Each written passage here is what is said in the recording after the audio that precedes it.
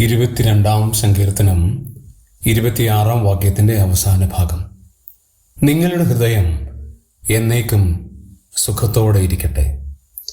22-ാം സങ്കീർത്തനം കർത്താവായ യേശുക്രിസ്തുവിന്റെ ക്രൂശീകരണത്തെ മുന്നിൽ കണ്ടുകൊണ്ട് സങ്കീർത്തനക്കാരനായ ദാവീദ് എഴുതുന്ന ഒരു പ്രവചന ഗീതമാണ്. അതിൽ ഒരു പ്രധാനപ്പെട്ട പദം അവിടെ രേഖപ്പെടുത്തിയിരിക്കുകയാണ്: നിങ്ങളുടെ ഹൃദയം എന്നേക്കും സുഖത്തോടെ ഇരിക്കട്ടെ. എന്നാൽ 14-ാമത്തെ വചനത്തിലേക്ക് വരുമ്പോൾ അവിടെ മറ്റൊരു പദം കാണാൻ കഴിയും: എൻ്റെ ഹൃദയം മെഴുകുപോലെയായി.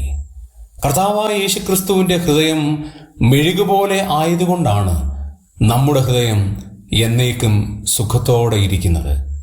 പ്രിയമുള്ളവരെ, മാനവ ജാതിയുടെ മുഴുവൻ പാപവും തന്നെത്താൻ ഏറ്റെടുത്തുകൊണ്ട് കാൽവരി ക്രൂശിൽ എനിക്കും നിങ്ങൾക്കും പകരമായി യാഗമായി തീർന്ന ആ കർത്താവിന്റെ ഹൃദയം മെഴുകുപോലെ ആയിത്തീർന്നതുകൊണ്ട് നമ്മുടെ ഹൃദയം എന്നേക്കും സുഖത്തോടിരിക്കുവാൻ ഇടയാകുന്നു.